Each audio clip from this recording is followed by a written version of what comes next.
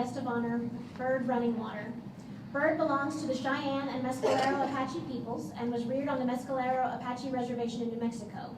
Since 2001, he has guided the Sundance Institute's investment in Native American and Indigenous screenwriters, directors, and producers while building a global Indigenous film community. He's nurtured a new generation of filmmakers whose films have put Native cinema on the cultural map.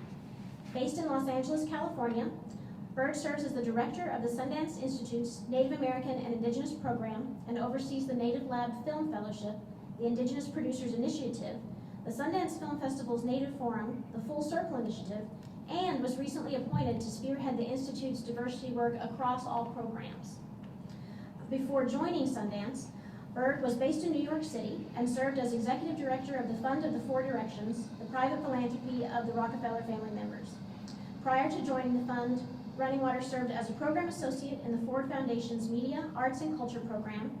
He was a recipient of the Woodrow Wilson Foundation's National Fellowship in Public Policy and International Affairs, and he's also an alumnus of the Americans for Indian Opportunities Ambassadors Program and Kellogg Fellows Program.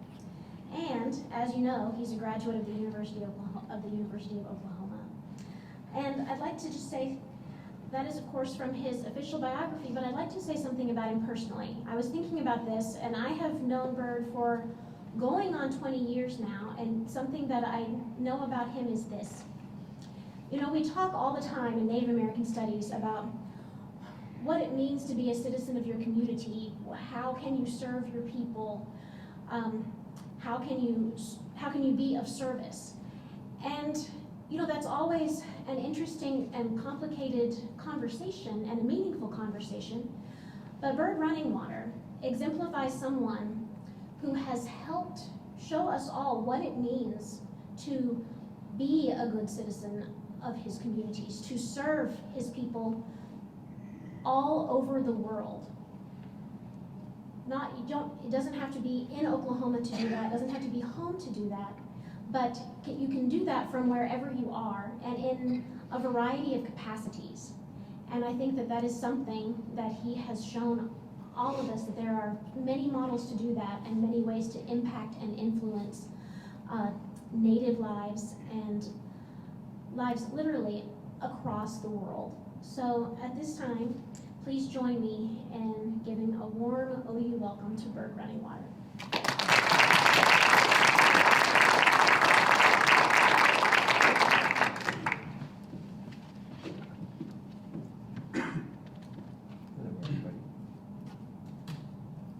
I don't know what's happening with our screen. Oh, there we go. Don't look at it. Hold on, close your eyes. I will just first of all start by introducing myself to you in mostly my father's language, because that's the one that I seem to kind of remember the most.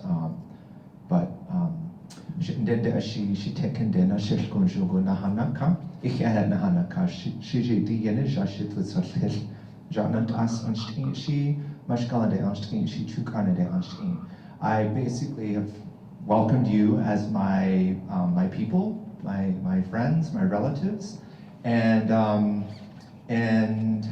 kind of like, and what I want to kind of show you in this presentation at some point, like, is kind of relate to you, kind of like my lineage, kind of like, because I come from two matrilineal tribes, and you know, you always trace your line through who your mother is, and who your mother's mother is, and then your father's mother, and then, you know, and so forth, and so it gets really complicated. And I'm sure, hopefully there's no anthropologists in the room, because the chart I'm going to show you will not make any sense to Western anthropologists. But, you know, I just, you know, want to say it's good for us to be gathered here in all the goodness and beauty and blessedness of the world and all those things that have brought us to this moment together. And yeah, I graduated from OU a long time ago, and there's just something about like being on this campus that like puts me back into the awkward mindset of a 17-year-old first coming to this campus and trying to figure out what the hell do I want to be when I grow up. And I still haven't figured that out, but I am kind of like, I have managed to navigate my way thanks to a lot of things that I experienced here at the University of Oklahoma that have informed my life, the decisions I've made, and most often just happening to be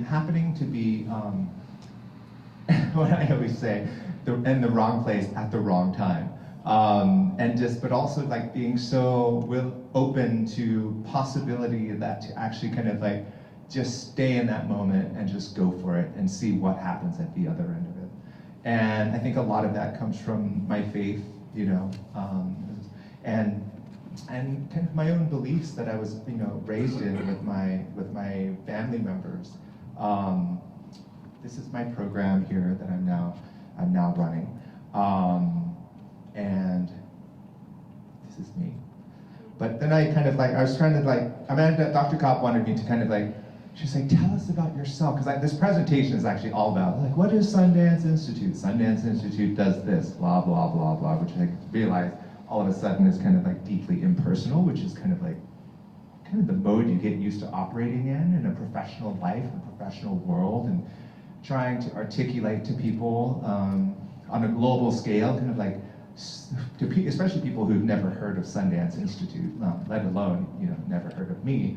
But, and so I started looking at this slide. I was like, oh, what can I add to that might make it interesting? And then I looked at the little brackets underneath that we always seem to kind of like list, you know, with, you know, off to the side with italics, which are really kind of like, I feel like most often more important than our actual names ourselves. But, and so I started looking at kind of this idea. So I list my mother's tribe first, Cheyenne. I list my father's tribe, Mescalero Apache. But I actually probably have lineage that goes back to like 1, 2, 3, 4, 5 different tribes, not including, you know, like that one French ancestor that nobody talks about. And so I was like, okay, so who can we talk about? Let's first of all talk about mom's mom, my grandmother, maternal grandmother's grandmother. Her name was Wostad, and here she is holding her first grandchild, my aunt, Dr. Henrietta Mann. I don't know if many of you have heard of her. Very well-known Cheyenne scholar, PhD. But this is her grandmother, my great-grandmother.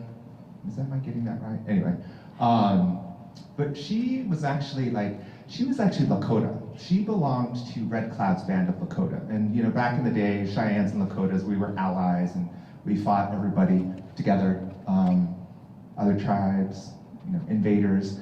And so like when the US government started rounding us up and forcing us to walk to the places like Oklahoma that we were gonna be at, she ended up getting looped in with the Cheyennes and was never able to go back to her own people. But so she raised my grandmother, and my mother is actually named after her, Wostad. Wostad means white buffalo woman, which is actually a very Lakota name, because it's a Lakota concept. But we recently found this photo of her. I'm not sure where it came from, but it's one of the only images that we have of her.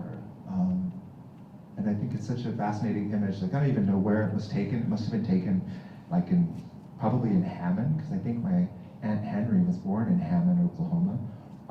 And that's where my grandmother's side of the family came from. And so, Grandpa's side, we have on the left there, Baldwin Twins.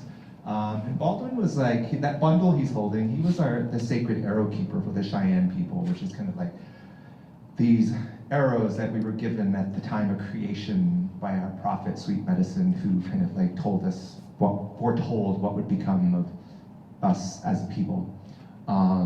And so he was the keeper of sacred arrows for probably like 40 some years. It was like an appointed position. It was kind of like one of the most dutiful and kind of like, I wouldn't say highest ranking, because there's not necessarily a hierarchy, but probably the most dutiful positions you can hold for the Cheyenne people, to be the caretaker of these arrows, because the people continue to exist because these arrows are well taken care of. And so he married this woman, Nita Kronek, who was from Clinton. They were both from Clinton.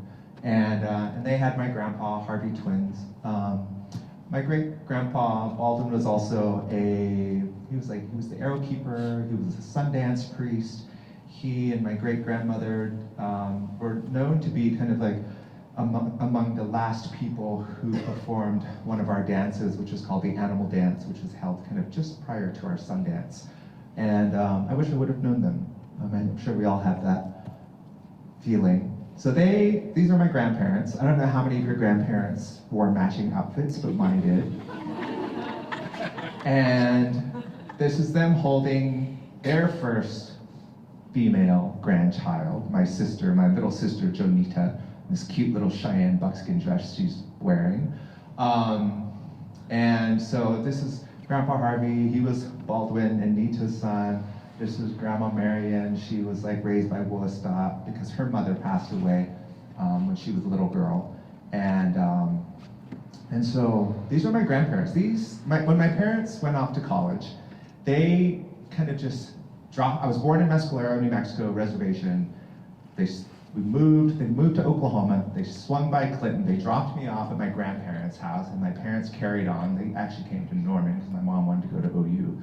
And so I was raised, my cousin Jonita and I, my little sister here, she and I were raised by our grandparents. Like we were kind of like the two eldest for some reason. Not really the eldest of all, but we were raised by our grandparents. My grandpa was a chief.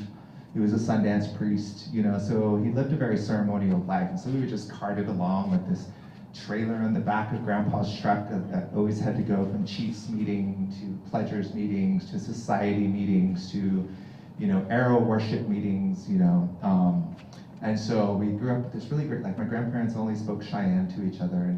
And so when my parents, I remember coming to live with my parents at one point, and I didn't like it, in Norman, out at Crately Apartments. And I think I was probably like 5-ish, 4 or 5.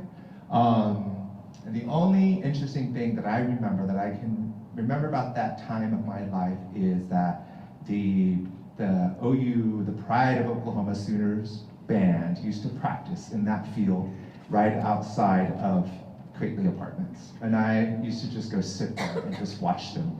And then my parents would take me to these football games before we had that huge grand stadium, but I would just be so bored but I knew to wait until the band came on at halftime. And that was the greatest moments that I kind of like remembered of being introduced to OU. And at that point, my mother was in nursing school. She was going to nursing school at OU. Eventually ended up graduating with her nursing degree. So Dad's side, one side that I don't often list in my tribal listing because it gets confusing, but my Chiricahua Apache side. This is my great-grandfather and his dad, my great-great-grandfather, Hugh Cooney and Cooney. And Cooney was one of the ones who was actually rounded up with all the Chiricahuas in Arizona, shipped off to a prison camp in Florida, eventually shipped to Alabama, to Mount Vernon. That's where my great-grandpa was born. And I only just recently found out who his mother was, actually just probably about a month ago. So we finally have her name. But because they were prisoners of war in the United States of America, there are actually Army records for them. So we do have some, hard statistical information about them, but also to understand that I always thought we were just Chiricahua Apache, but my great-great-grandfather married a Warm Springs Apache woman, so my great-grandfather was actually 2 different bands of Apache. And unfortunately, I don't have a picture of the women from that side of the family, but I do have a picture of my grandma. And I listed her as Mescalero because my Grandpa Hugh, by the time Chiricahuas were released from Fort Sill, they were given the option, you can take land allotments in Oklahoma, or you can go live with your cousins, the Mescaleros, in New Mexico. However, you cannot return to your own homelands in Arizona. So I think that's kind of one of the greatest disappointments of that particular band of our tribe, is that they've never been able to go back to their ancestral lands in Arizona and New Mexico, kind of Mexico border. So then Grandpa Hugh moved to Oklahoma, he took land, he met a beautiful Mescalero woman named June, and I only recently found their wedding photo when they got married, like in the early 1900s.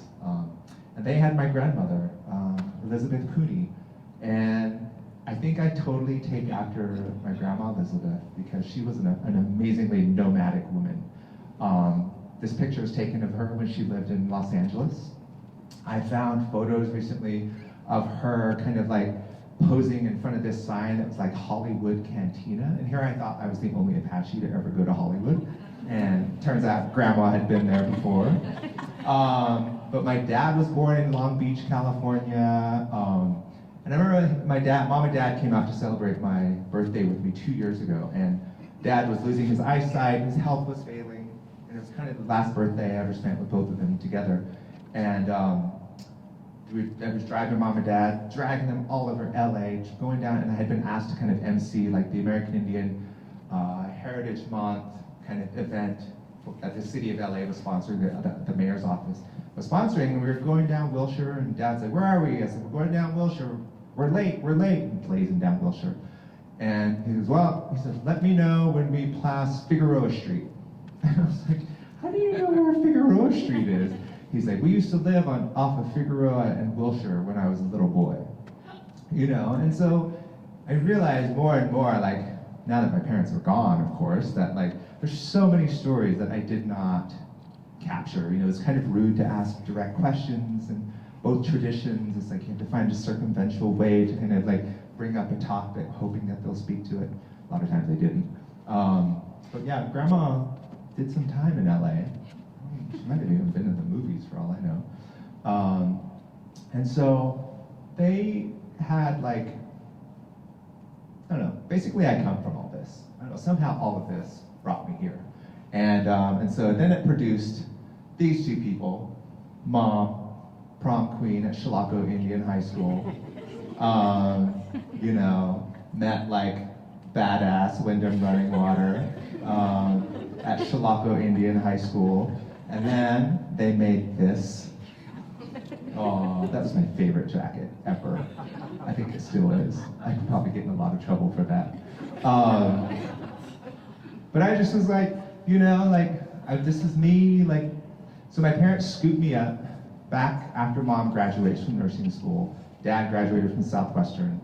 Scooped me back up, took me back to Mescalero. So I think I was 6 here. Reintroduced me to the wild Apaches at the Mescalero Reservation. And I remember going onto the playground at this age and realizing that like everybody on the playground, mostly everybody, was speaking Apache. And I just remember thinking, oh my God, I have to figure this out. So then again, so this is our theme. I have to figure things out. Where am I? Wrong place, wrong time. I should have been here before when everyone else was learning. But ended up, you know, being able to kind of like grow up in this really amazing world with a lot of loving family and tradition and culture and language and had a lot of great realizations, I guess, as I had that educational experience. One was that like some people only spoke one language, whether it was English or whether it was Cheyenne or whether it was Apache. But I had like this fortune of having been able to grow up in a place and a home that spoke all three. Like I just assumed there were always 3 different ways to say something, 3 different ways of doing things, you know, 3 different ways that you had to like figure out before you kind of took a step forward to honor whatever protocol or situation or tradition there might be in that place. And so there's one of the things that kind of like really like, I think I learned early on. Another thing that I learned was that a lot of my friends, my relatives that I was growing up in this school system that were first language Apache speakers, the education system it failed them. They were put into learning disability classes. They never were quite dealt with in a way that, you know, honored their first language and that, you know, tried to transition them smoothly into being bicultural, bilingual, and whatnot. So those of us that, you know, had English spoken in the home, you know, succeeded, while so many of my relatives kind of like fell on the wayside. And actually a few years ago, I went to school in that area until I was like in the 9th grade when I moved back here to Oklahoma, to Clinton.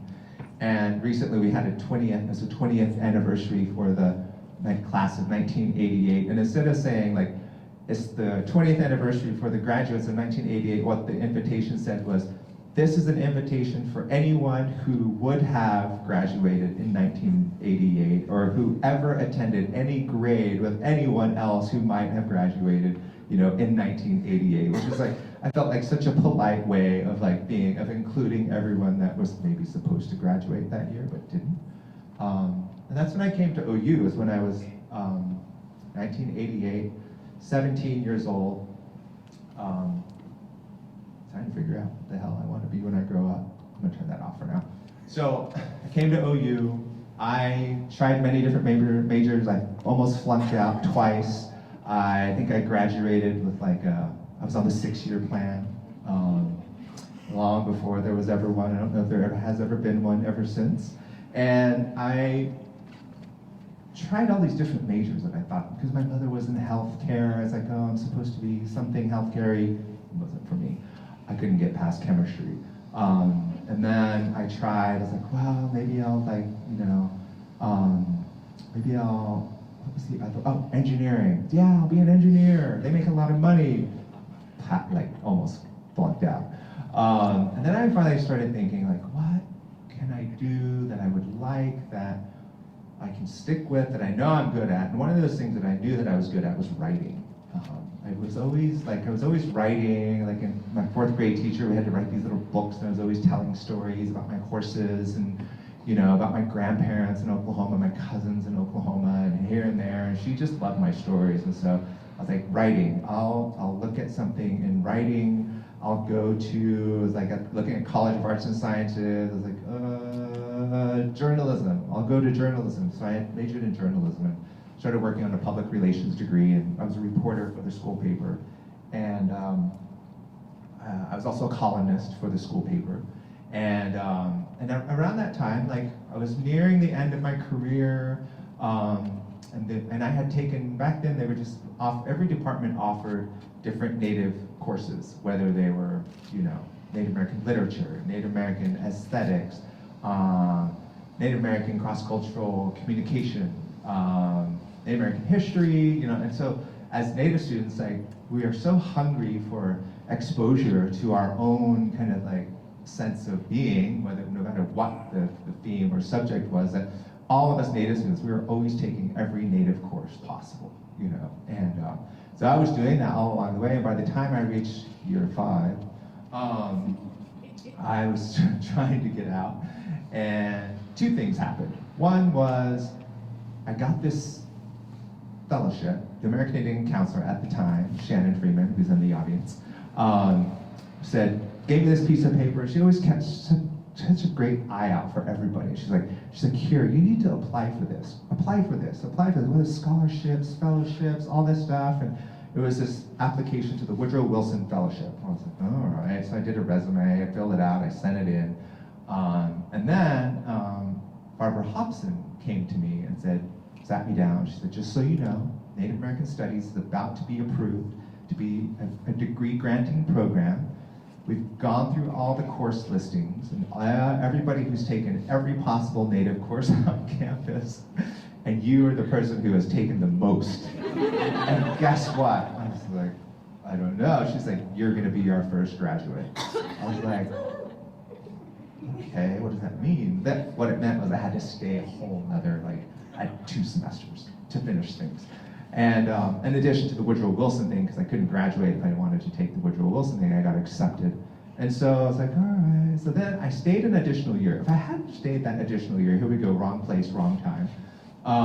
One thing wouldn't have happened. I wouldn't have been a columnist for the OU school paper. I wouldn't have been here when something quite definitive happened for our Native community on campus. Year was 1994. And I don't think I would have ended up on the path to the career where I am now if those things hadn't all coalesced at that moment.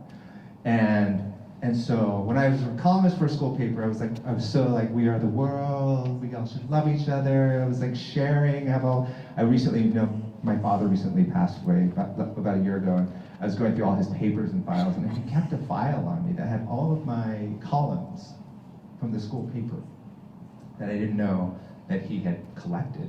He had a whole file on a lot of things about me that I was like, wow, okay.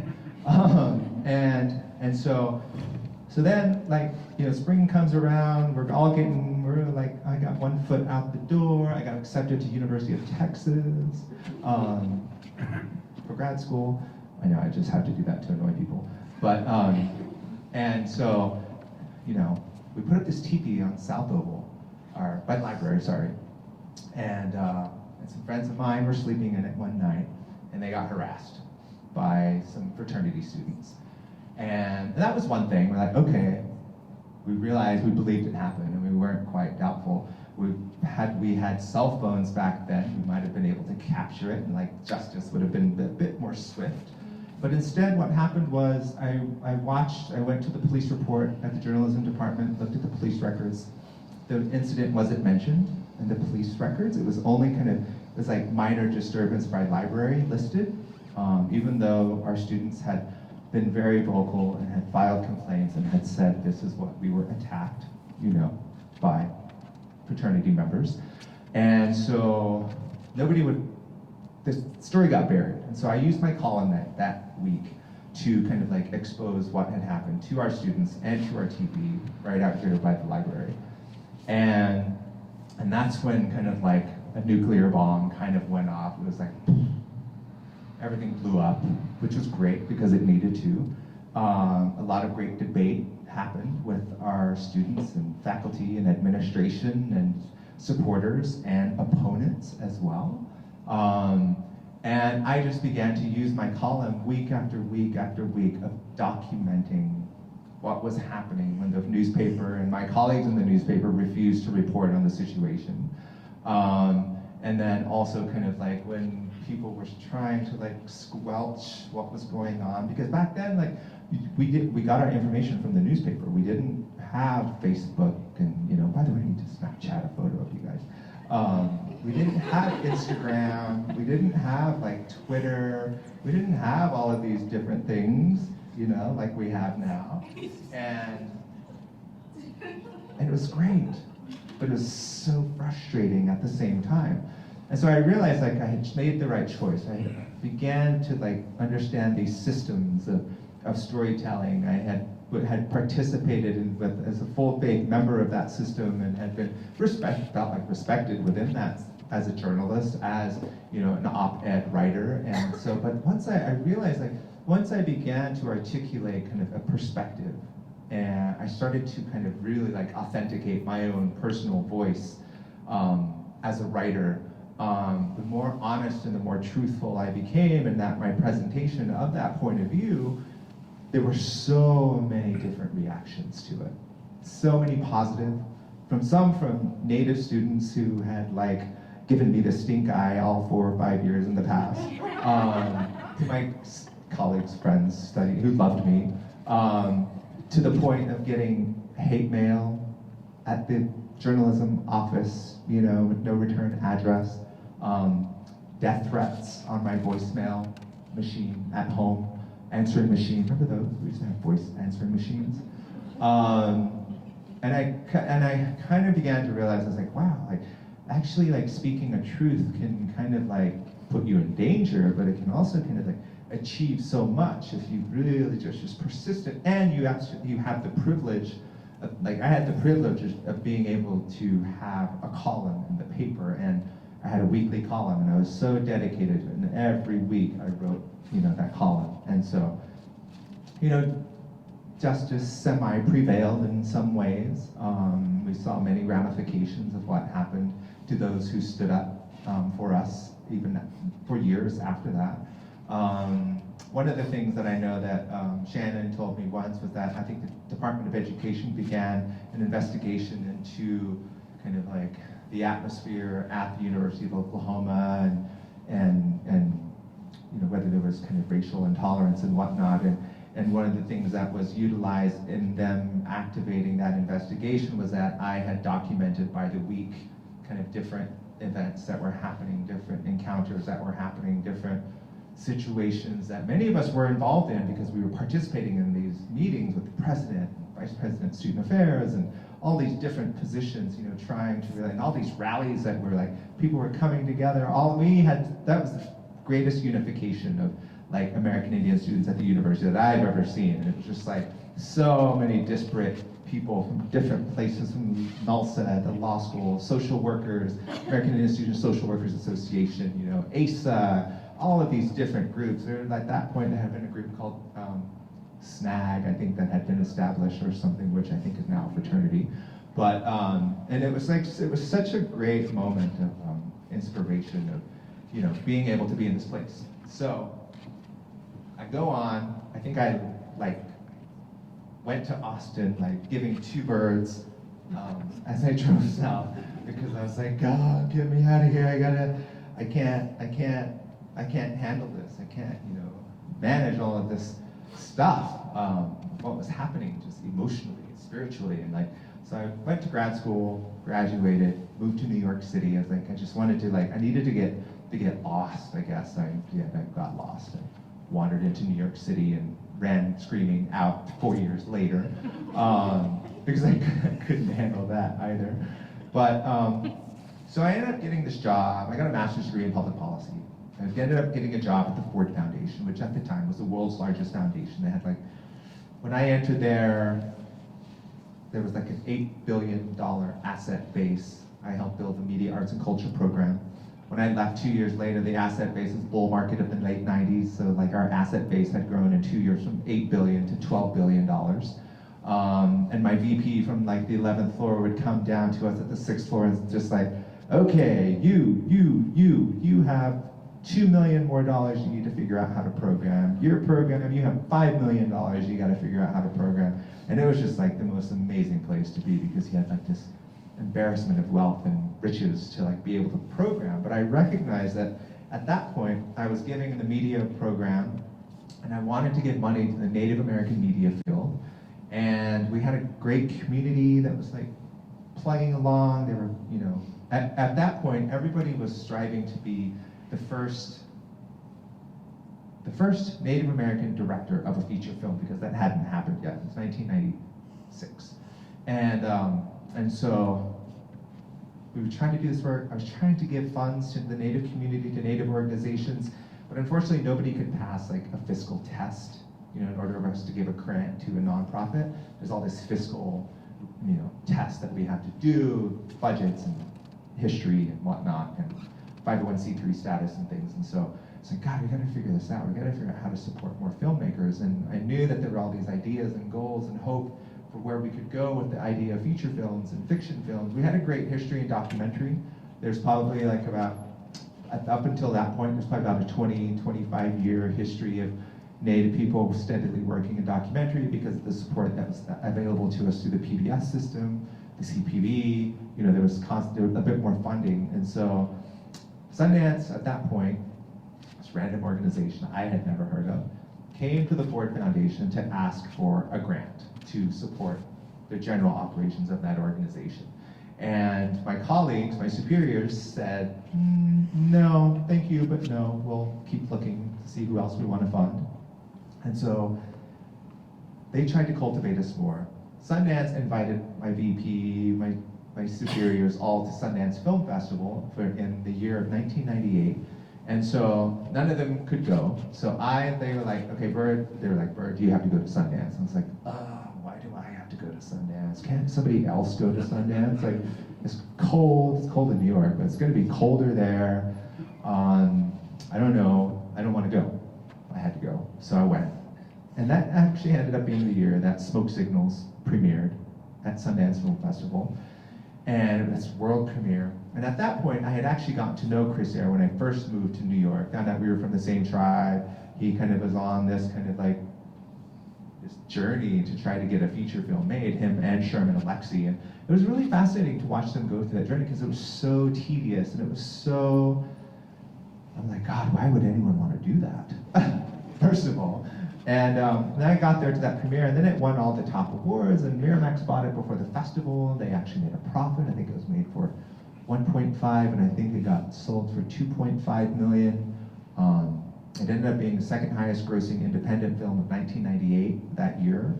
And so I kind of like was like, oh, okay, I kind of get this Sundance thing. I found out that there was a Native program that had supported Chris and Sherman at the script stage. And then I went on to go work for the Rockefeller family, managed some funding giving there, built the foundation, didn't really like it. So the day I was cleaning out my office, my friend Heather Ray, who ran the Native program at Sundance, called me as I was cleaning out my office and said, "What are you doing, Birdie?" She always called me Birdie. I was like, "What are you doing, Birdie?" I was like, "Oh, I'm cleaning out my office. I quit my job. I have no idea what I'm going to do." And she says, "Well, I was calling you to see if you wanted to come to LA to come work with me at Sundance." And I was like, "I'll be right there." It was sunny, it was warm. I get to Sundance, and they didn't have this structure back then, but today, we have these artist programs. They support individual artists. We're a submissions-based organization. We have these major programs, but then there's the Native program. When I came on board, it was Native American, specifically US. And I had already been doing global grant-making work, and so I kind of insisted that we needed to think more on a global scale, and we went to a global scale. Let's see if I'm going to show you this video. If you ask Robert Bedford about the story of not only Sundance Institute, but the Native American program, he would tell you a story about how, more than 30 years ago, that the idea of Sundance was inspired by his desire to support Native American filmmakers.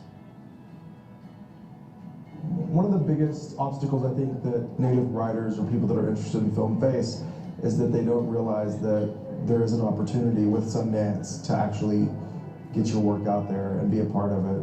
And it's a stepping stone to your career. There's not that much African American cinema, there's not much Latino cinema, there's not much Native American cinema, so it's just like, it has to be now that, us as Indigenous filmmakers, as other, minority filmmakers, that we get up there and really put our face forward with the truth from the people from that area and from that particular perspective. Film has become that new evolution for us to not only express who we are, but also preserve our culture.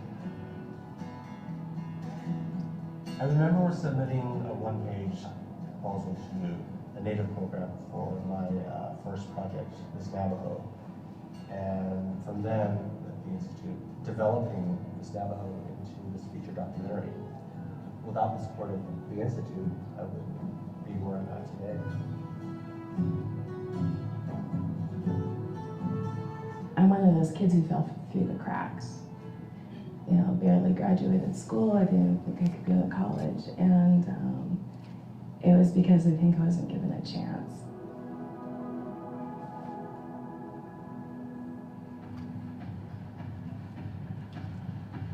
What the Sundance Institute's Native American and Indigenous program has built is an Indigenous film circle. The circle kind of starts with all these different filmmakers coming from different lands and different places, and they can come in through the different support mechanisms that we have within the Institute.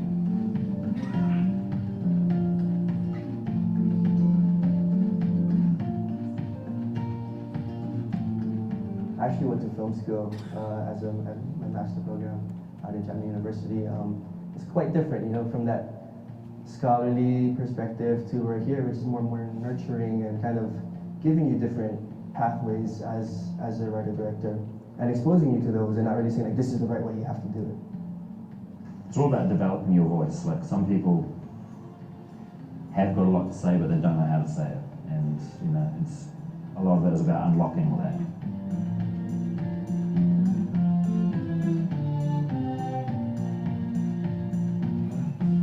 We're really diving into our stories, and sometimes it can be very dangerous because it's also very personal.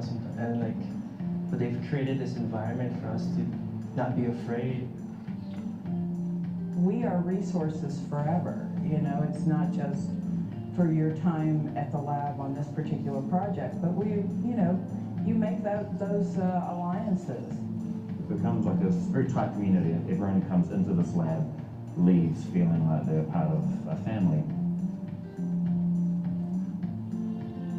The second stage of that fellowship is for them to come to the festival to kind of see how far they've advanced with their projects, to look at films that are in the festival, participate in the screening program, and to also really engage with the independent film industry.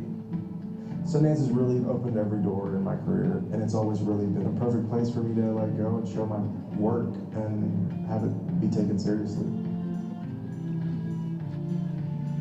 The Sundance Film Festival is one of the most important venues that a filmmaker can take their film to market.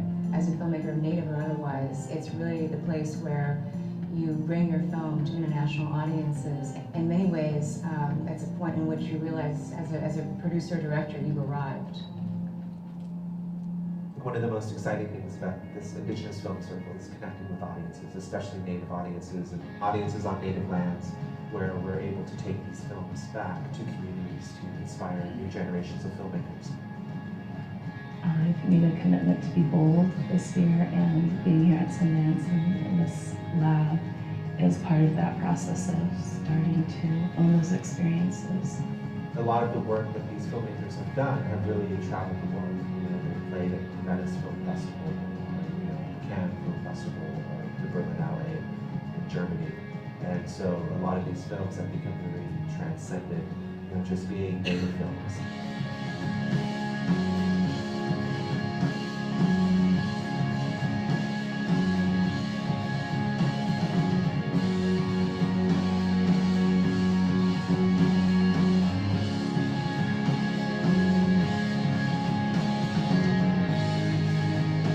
Each of them has something so unique to offer, and that gives something to all of us. I mean, that's like, it gives something to their communities, but it also gives something to the world of film.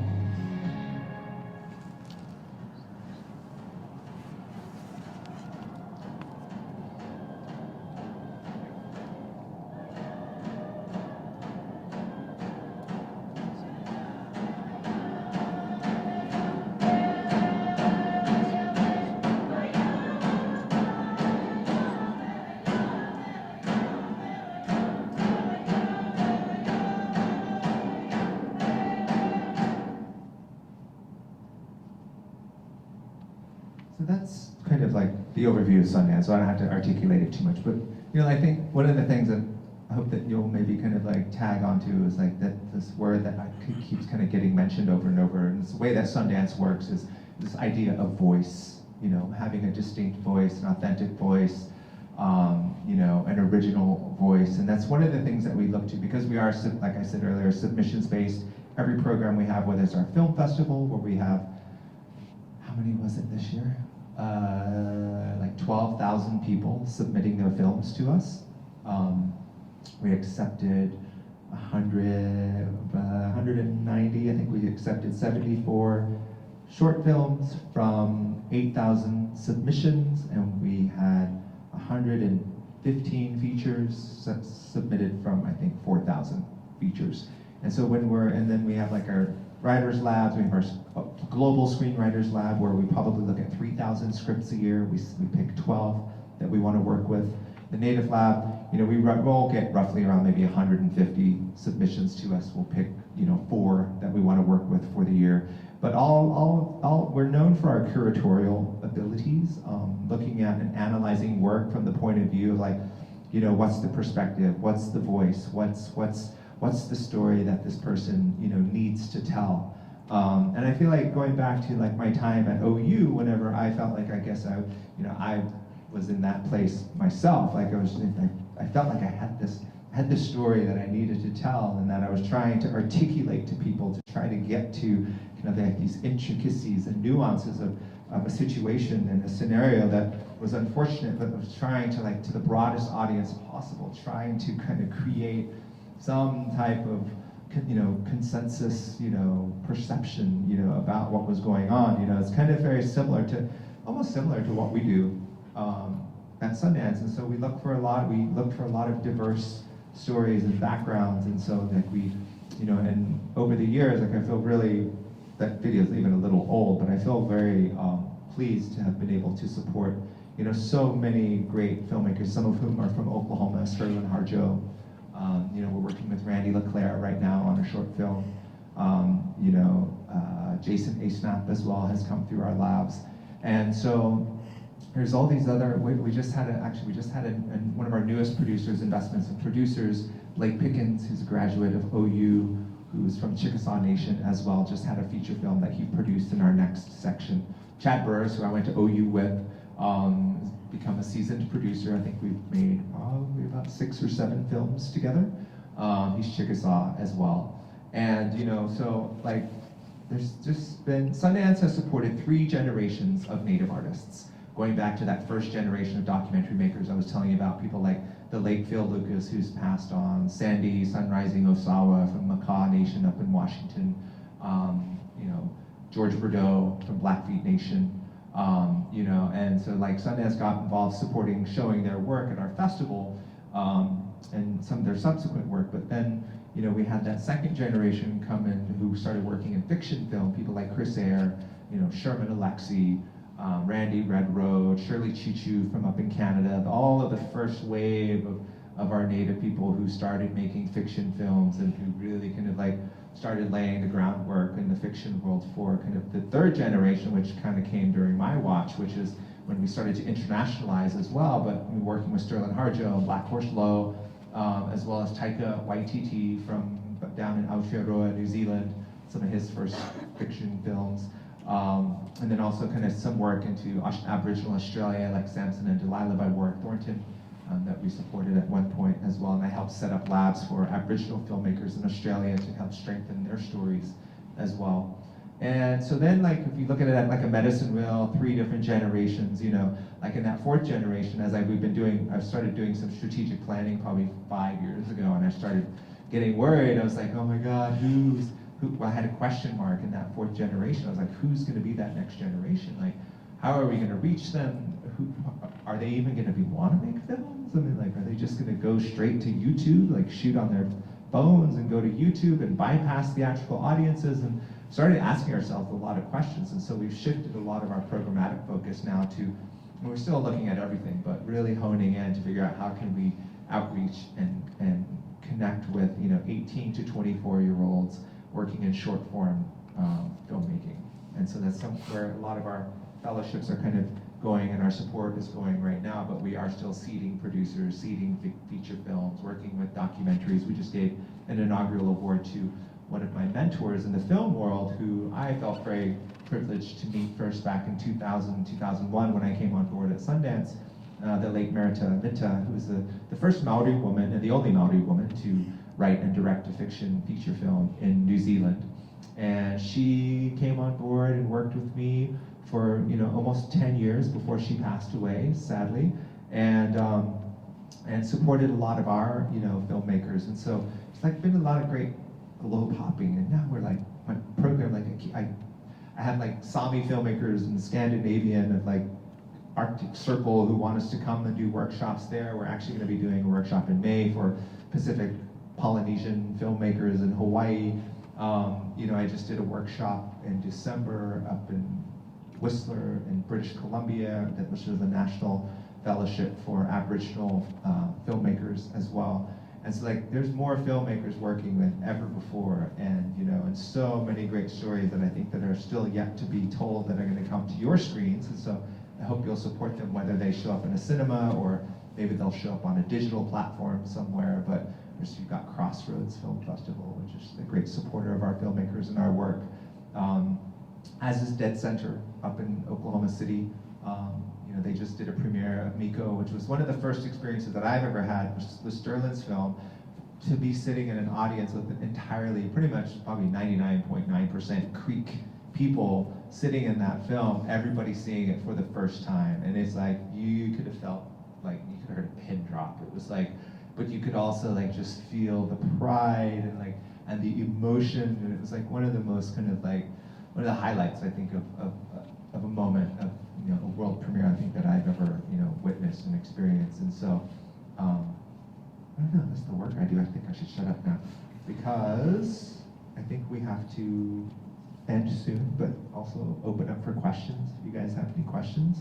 But I just want to say thank you to Native American Studies for bringing me back home to share with you what you can do with a Native American Studies degree, even though I've been making it up as I go along.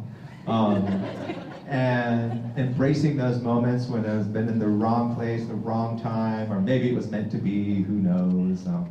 but just being open and you know, not trying to, I think, be too definitive about there just being one thing that you can do, because you can do everything, especially if you graduate from OU and make it through here and get a degree in Native American Studies. Thank you, guys.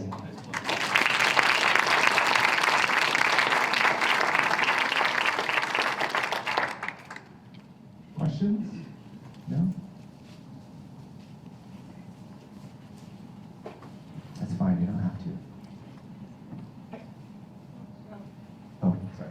I go, well, hey, talk to us a little bit about your native short show and about FNX, and most people don't know about that. I'm a TV guy, man. You had to bring that up. Well, so I don't know how many of you have heard of FNX, First Nations Experience, which is a new native television network, which is kind of carried out on the PBS system. It's a non-commercial model, but they are mostly kind of like acquiring content, broadcasting it. They partner with PBS stations across the country who pick up the signal and can deliver it to their local audience. And I know that they partner with CNA Television up in Concho to broadcast the show on that channel. And I think it's shown, I think they're up to maybe 15, 18 markets across the United States. Anyway, they approached us at one point to ask us if we would consider, with the Native program, partnering with them to create one of their first kind of original series. And so I was like, why don't we give life to some of these short films that have only been at Sundance and only run the festival circuit that nobody ever gets to see because they're short films and they had the worst, hardest, most difficult life of any film. And so they're like, great, we love it. So we curated, I think there must have been, I think we made 16 programs the first season. And then they're like, well, we need a host. And I was like, I know this great woman. She's Native Alaskan. She's been on reality TV shows, Ariel Tweedo. She's a Inupiaq. She'd be really great. I was like, but you need to find somebody like, she's great, bubbly, and kind of like the everyday person response of the film, but there needs to be a co-host. I'm like, God, who can it be? It's like, it needs to be somebody who knows Native cinema, somebody who knows the background of like the films and the filmmakers and who might have curated them. And I can only think of one person, maybe me. So I actually volunteered to be a co-host of this TV show called Native Shorts. And it runs on FNX. We just shot season 2 in April, and we're currently rolling out another 12 episodes of that show. And it's kind of a fun little Siskel and Ebert thing. Me and Ariel Tweedo, we introduce a short film, we run it, and at the end, like, we have our little kind of analysis, theoretical breakdown, kind of response and stuff. And it's actually kind of fun. Like, we actually want to try to see if we can turn it into like maybe Native features next in the next incarnation, to kind of like to give life to some of those features that maybe haven't been broadcast yet. And so if you guys get a chance, there is a website. I think every time a new episode airs on FNX, then they put it up on the web, and you can see the show on the web.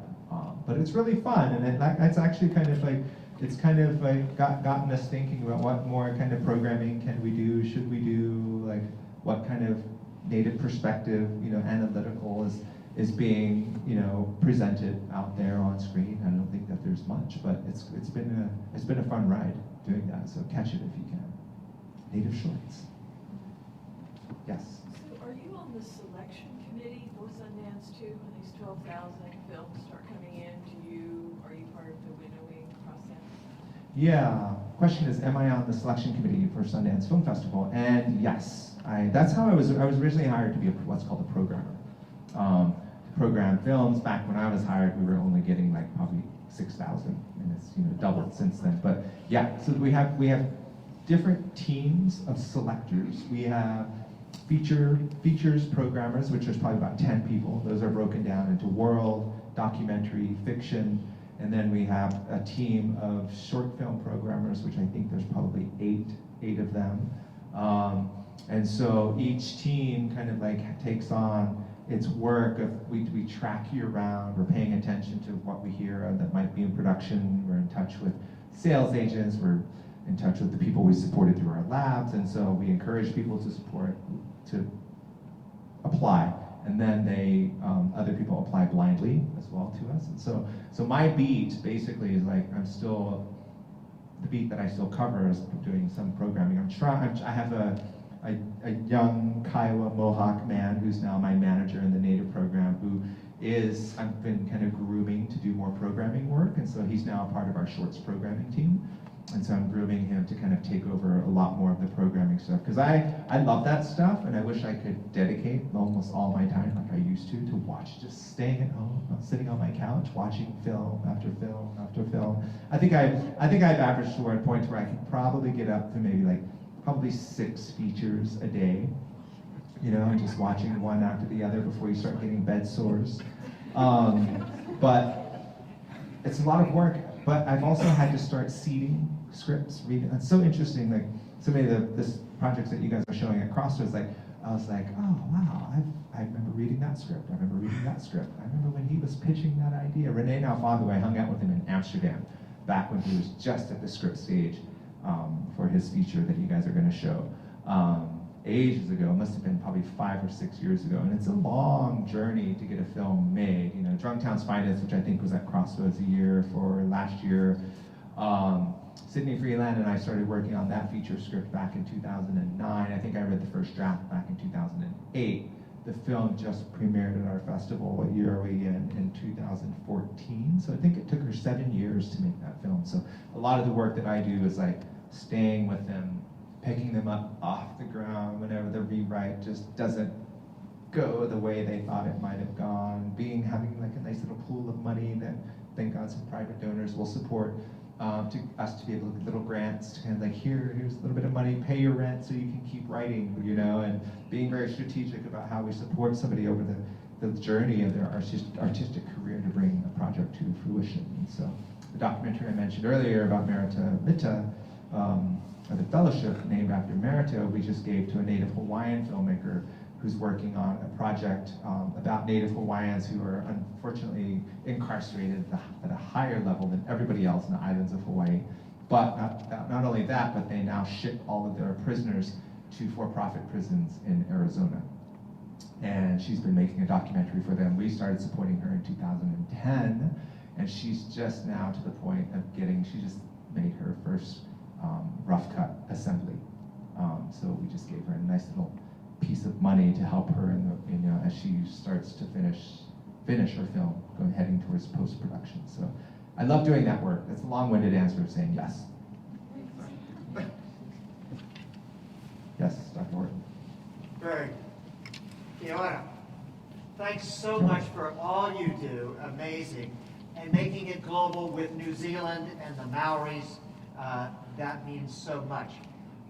Maori films have been #1 box office in New Zealand many times. What's their secret that can help our Native Americans tell better stories? There are the same number of people in New Zealand as there are in Oklahoma, first of all. Yeah. But 55 million sheep. You're yes. suggesting we kill them?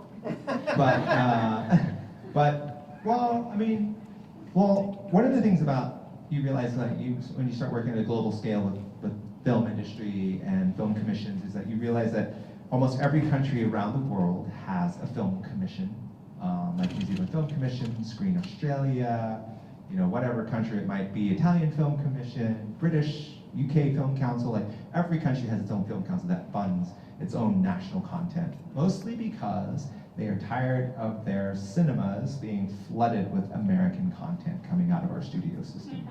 And so they want to try to maintain a sense of national identity within their own cinema for their own audiences.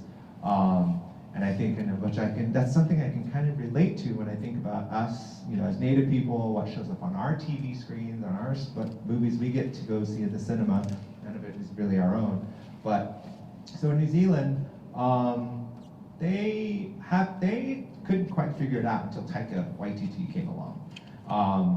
And he had great success with Eagle vs. Shark because that was a non-native content film and it played well. Miramax bought it, distributed it worldwide, bought it for like cents. And then when Boy came about, they funded it right out, but because it was him, Taika had been nominated for an Oscar for a short film that I programmed at Sundance, and so he made that film, and that was kind of like his passion project. We had been working on that script for probably 6 years. But one of the things that I know the producers fought and fought and fought with the New Zealand Film Commission was that they kept presenting financial scenarios for Boy's performance of what it had the potential to do at the box office based upon numbers they had crunched on the Maori audience.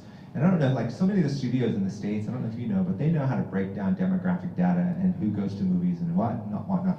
And they, like, I know Fox announced once at one point that like Latinos are kind of one of the most profitable audiences because they not only go to movies as a family, like they'll buy anywhere from 5 to 10 tickets every time they go, but that they are also return moviegoers to see the same film again. So that informs their marketing. So my friends had done this who were producing Boy for New Zealand Film Commission. New Zealand Film Commission said, the Maori audience is not a valid audience. So they wouldn't accept their demographic data and number crunching. And they're like, fine. So they only put it in a handful of cinemas. And then it started over-indexing with the Maori audience. And then they were like, oh my God, this is what's going on? This is crazy, oh my God. It ended up like, they fought and fought and fought to get the film expanded into, I don't even know, there's not even that many cinemas in New Zealand. I think there's less than 100. But but the film ended up becoming the highest grossing local-made New Zealand film ever. And it maxed out, I think, at $10 million at the box office. But yeah, I think a lot of that was based on similar demographic data of Maori audience going to see the film more than once, over and over again. And also because it's just a great, funny film. But you know, there have been, and thankfully New Zealand Film Commission, God, I hope nobody's here from New Zealand Film Commission, has learned their lesson to, you know, kind of think about diverse audiences, and you know, because there's a large Polynesian community outside of Maori community, you know, from Samoa and Tonga and all these other islands, you know, that you know, are proving themselves to be movie-going audience as well. And so it's just a lot of demonstrating. I don't know how they do it. Yeah. Dr. Kopp's giving me the eye. Thank you, guys.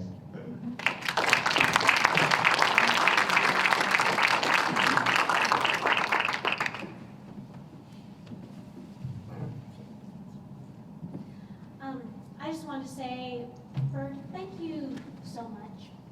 Joe Koshki, thank you for the work that you do.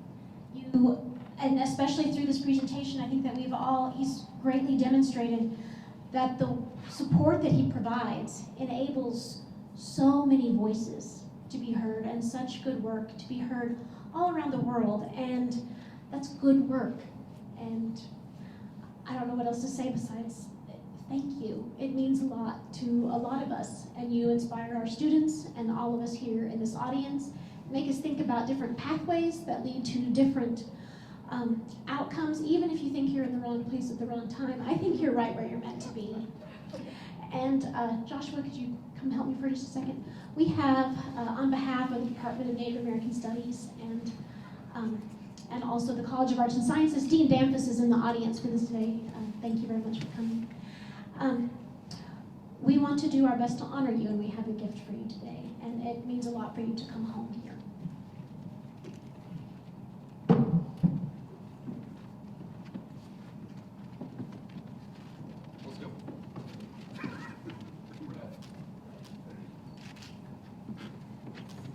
Let's go.